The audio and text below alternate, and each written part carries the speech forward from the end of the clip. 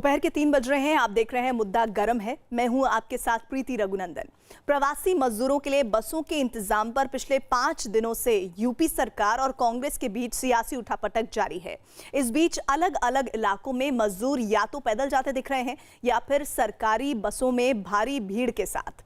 ऐसे में सवाल उठता है कि बसों पर सियासत करके आखिर किसे फायदा मिलेगा। और इसी सियासी घमासान के बीच राजस्थान के डिप्टी सीएम सचिन पायलट ने खराब बसों के यूपी सरकार के आरोप पर जवाब देते हुए कहा है कि जितनी बसें ठीक है उतनी ही जाने की इजाजत दे दी जाए। हमारे साथ हैं सचिन पायलट, राजस्थान के उप मुख्यमंत्री और राजस्थान कांग्रेस के अध्यक्ष। पायलट साहब, क्यों इतनी बड़ी सियासत, क्यों आप इस तरीके से? ये बहुत बड़ा सवाल है ना। इस संकट की घड़ी में जब लाखों श्रमिक हमारे परेशान हैं, घर जाने के लिए उतारू हैं, बेरोज़गार हो गए हैं, भूखे हैं, उन लोगों की मदद करने की जगह आरोप प्रत्यारोप हो रहा है। अगर कांग्रेस पार्टी ने ये प्रस्ताव भेजा कि हम लोगों की मदद करना चाहते हैं, हम साधन उपलब्ध कराना चाहते हैं, तो किस कारणवश उनको एंट्री नहीं दे रहे? अब श्रमिक ट्रकों में छुपकर, ट्रेलर में छुपकर अपने अपने गाँव जा रहे हैं। उन लोगों की मदद करने के लिए अगर कोई साधन उपलब्ध कराता है तो राज्य सरकार को स्वतः उसका स्वागत करना चाहिए। मुझे लगता है कि बसों को एंट्री ना देना, परमिशन ना देना, उनको लखनऊ बुला देना, फिर कहना कि 1000 नहीं है 990 हैं या 890 हैं, ये नुक्ताचीनी कर कर वो डिले कर रहे हैं। और आज समय नहीं है इस बातों को करने का। लोगों को अरेस्ट कर लेना, डिटेन कर देना, किस वजह से? आज श्रमिकों की मदद करने के लिए पूरे देश के लोगों को सामने आना चाहिए। NGOs हैं, पॉलिटिकल पार्टीज़ हैं, सरकारें हैं, लेकिन ये कोई कारण मैं समझ नहीं पा रहा हूँ कि किस वजह से लोगों को जाने के लिए जो मदद मिल रही है उसको आप स्वीकार नहीं कर रहे हैं और उल्टा आरोप लगा रहे हैं। ये समय नहीं है इन बातों को करने का। सर, क्यों यूपी आरोप लगा रही है कि जो बसें भेजी है उसमें से 500 बसें तो खटारा बसें हैं, फिटनेस नहीं है, ऑटो टैक्सी, एम्बुलेंस तक आप भेज रहे हैं, ऐसा क्यों कर रहे हैं? मुझे बताइए, जो लोग छुप छुप कर, कोई सीमेंट मिक्सर में बैठ के जा रहा है, कोई ट्रेलर के अंदर 20-20 लोग छुप छुप के जा रहे हैं, लोग खेतों से जा रहे हैं, और अगर सारी बसें फिट नहीं हैं या 2-5 कम हैं या ज़्यादा हैं, वो ज़्यादा महत्वपूर्ण है। मैं कहता हूँ अगर 5 ही हैं, उन 5 बसों को अगर कोई भेज रहा है, 5 में अगर 50-60 लोग भी जा रहे हैं तो किसी का फ़ायदा ही हो रहा है ना।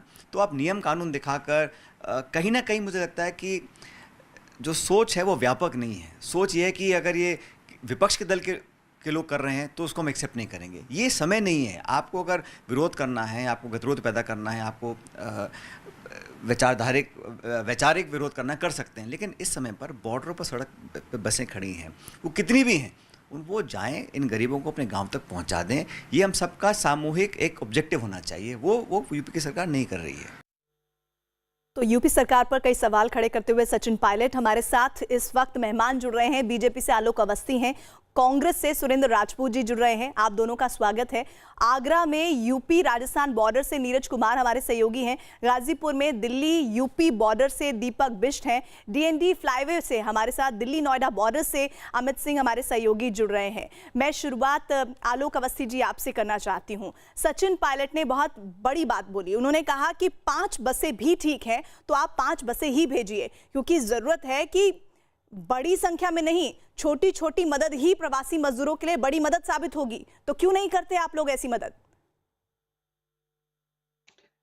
देखिए, मुझे आश्चर्य होता है कि इस समय विश्वव्यापक महामारी फैली हुई है, सारी मानवता खतरे में है।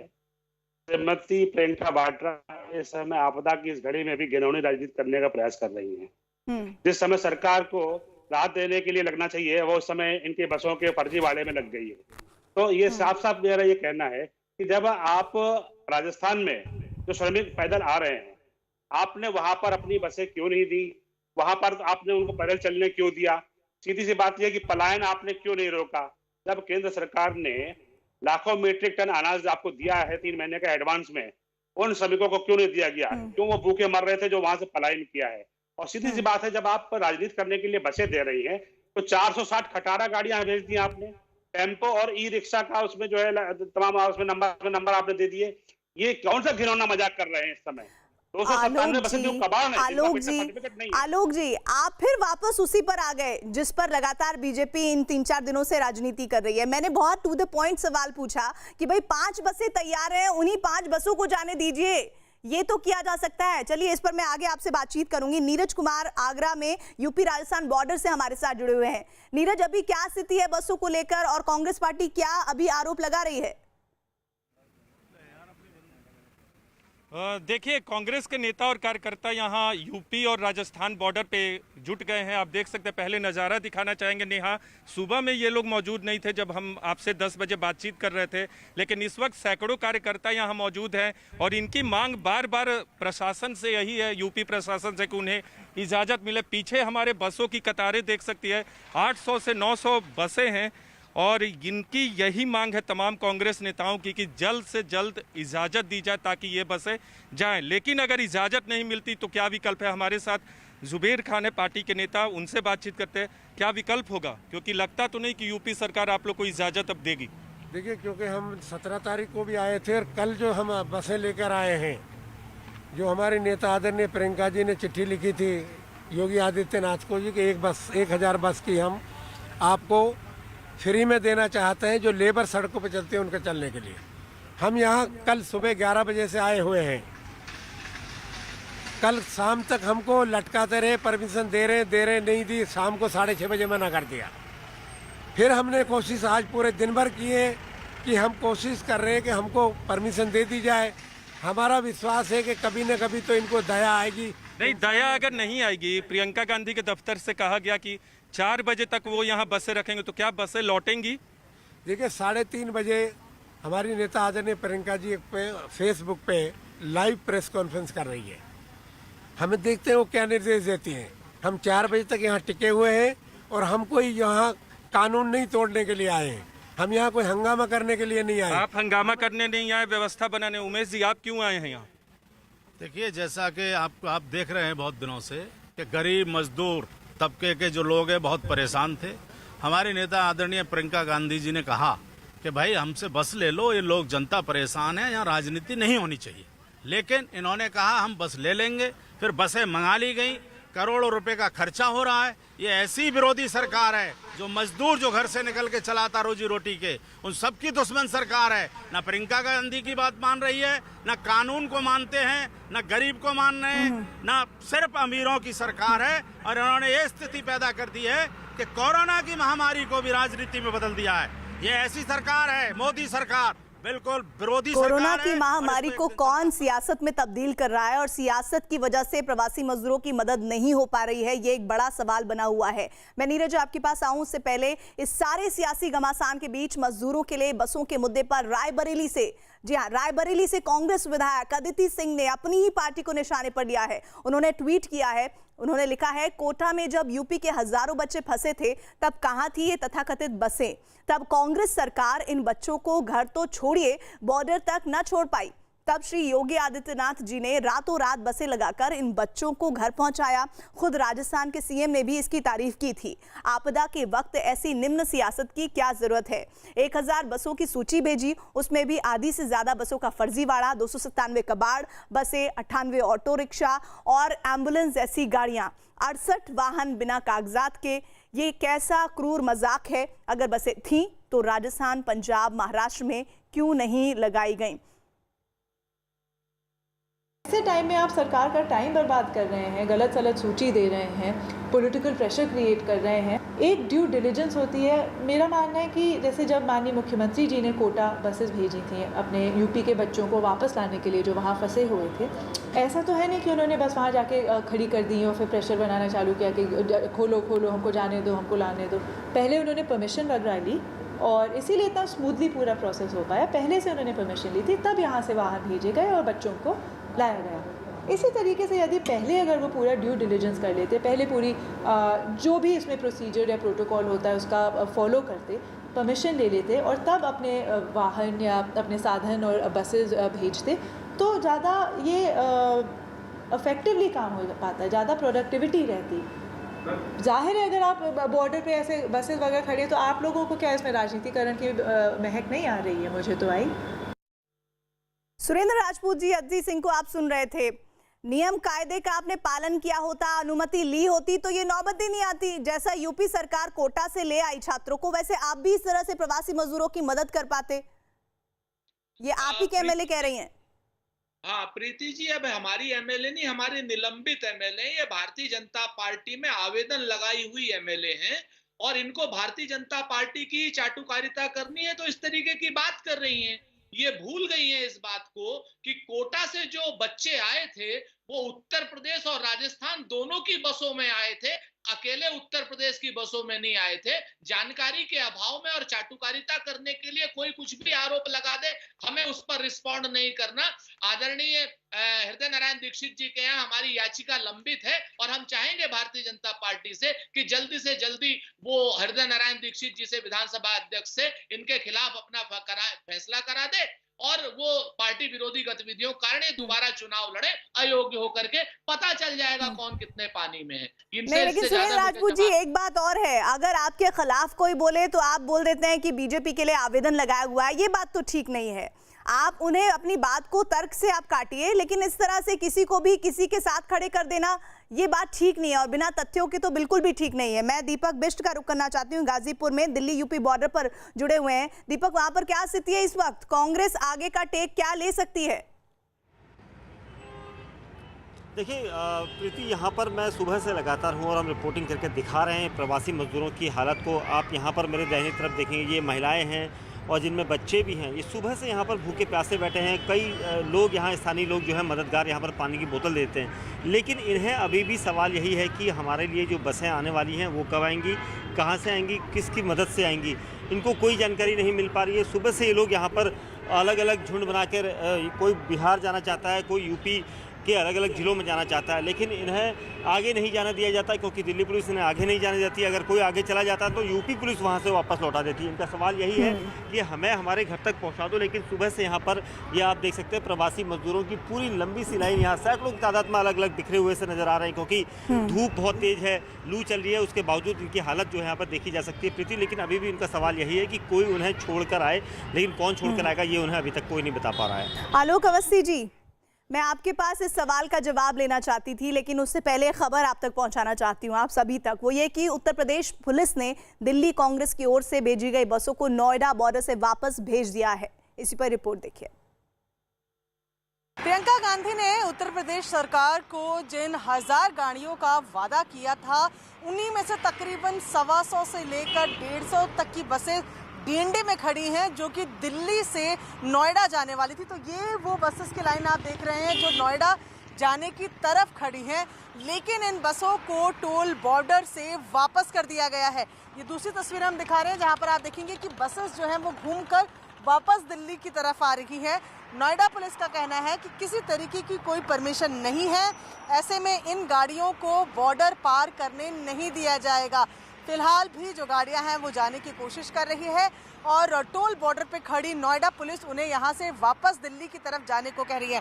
नोएडा पुलिस का साफ कहना है कि ना ही प्रशासन की तरफ से उन्हें ऐसी कोई जानकारी है, ना ही इन लोगों के पास कोई परमिशन है। इन हालातों में ये बसेस जो हैं यहाँ से उत्तर प्रदेश एंटर नहीं कर पाएगी। प्रियंका गांधी ने उत्तर प्रदेश सरकार को कहा था कि वो 1000 बसें अपने खर्च पर मुहैया करवाना चाहती हैं, जिस पे जो श्रमिक मजदूर हैं उनको उनके घर तक पहुंचाया जाए। उसी कड़ी में दिल्ली कांग्रेस की तरफ से आज 200 बसेस को नोएडा के लिए भेजा जाना था। वीडियो जर्नलिस्ट रविंद्र के साथ प्रियंका कांडपाल, न्यूज़ 18 इंडिया, दिल्ली। आलोक अवस्थी दी, प्रवासी मजदूर के मन में ये सवाल जरूर आ रहा होगा कि विदेश से तो एरोप्लेन भिजवाकर आप मंगा लेते हैं अपने देश के लोगों को, लेकिन ये बसेस खड़ी हुई हैं, पर आप प्रवासी मजदूर, एक गरीब के लिए ये बसेस नहीं प्रोवाइड करा पा रहे हैं। या तो ये प्रोवाइड कराइए या फिर कुछ और इंतजाम कीजिए, ये आपकी जिम्मेदारी है। प्रीति जी, ये कांग्रेस ने ढोंग ढकोसला जो शुरू किया है, ये सिर्फ एक क्षुद्र राजनीति का नतीजा है।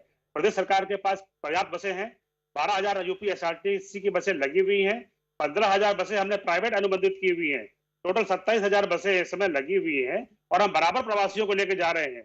16 लाख 27,000 बसेस लगी होती तो अभी दीपक बिष्ट जो दिखा रहे थे दिल्ली यूपी बॉर्डर पर, वो तस्वीरें सामने नहीं आती। वहां पर मजदूर बैठे हुए हैं प्रवासी, वो बोल रहे हैं कि भाई कुछ आए हमारे लिए, हम बैठ के अपने घरों की तरफ जाएं। आपके आंकड़े जरूर सही होंगे, लेकिन वो जमीन पर नहीं दिख रहे, बसेस नहीं है जमीन पर। हाँ, मैं बता रहा हूँ आपको, 16 लाख लोगों, हम करीब 1000 ट्रेनों को भी हम ला चुके हैं।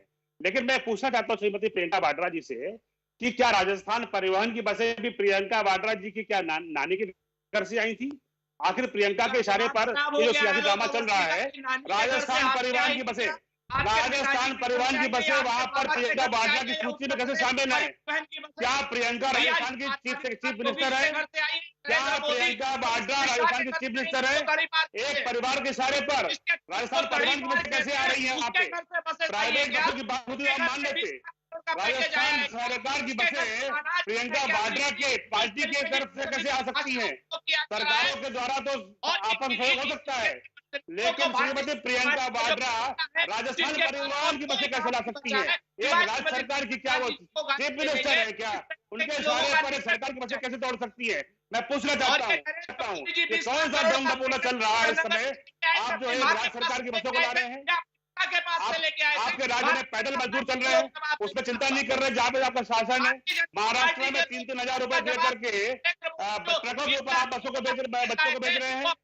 अभी उत्तर प्रदेश में औरैया में दुर्घटना हो गई है, उसमें भी आपके राजस्थान में वो बस से आ रहे थे मजदूर बेचारे, उनको ट्रकों में सरकार ने बैठाया आपकी, और पंजाब और राजस्थान की सरकारों ने भगाया मजदूरों को वहां से, और लड़के भी मजदूर 24 मजदूर हमारे मारे गए बेचारे।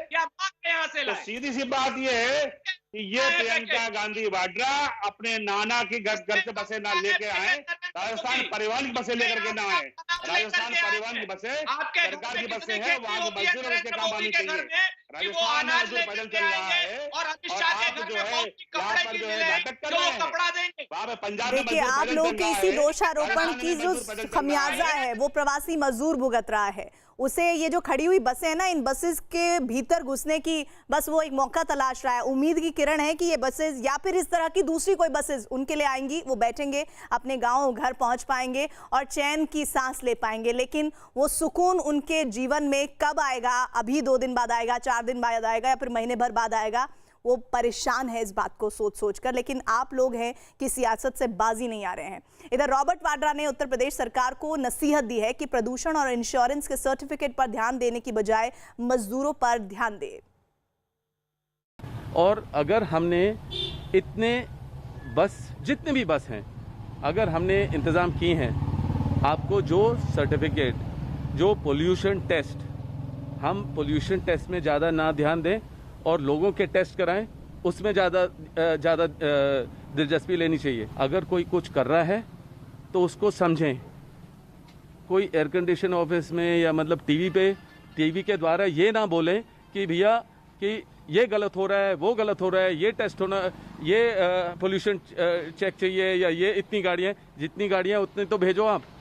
तो राजनीतिक चीज़ दूर रखें।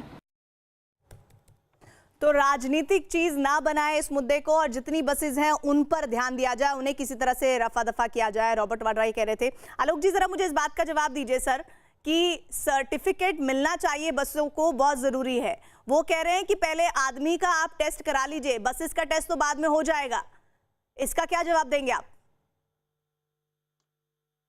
प्रीति जी, ऐसा है, जो एम परिवहन एक वेबसाइट है, वो एम परिवहन वेबसाइट जो है कोई भारतीय जनता पार्टी की वेबसाइट नहीं है।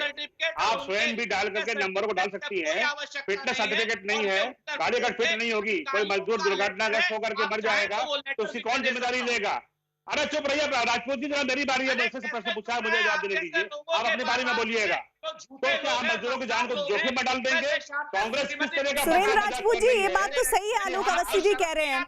देखिए, ये बात तो सही है ना, वो ये कह रहे हैं कि भाई आपको सर्टिफिकेट तो लेना ही होगा, और अगर इन बसेस को वो वैसे बिना सर्टिफिकेट के भेज देते हैं तो क्या कोई हादसा होता है तो कांग्रेस पार्टी जिम्मेदार लेती है कि भाई मजदूरों की मौत होती है अगर इन बसेस के जरिए, तो आप जिम्मेदार होंगे? ये बात तो सही है ना। अगर प्रक्रिया की बात करें तो सर्टिफिकेट होना तो जरूरी है ना, कि भाई क्लियर हो कि सारी चीजें सही हैं, दुरुस्त है बस में। ये कोई गलत बात तो है नहीं।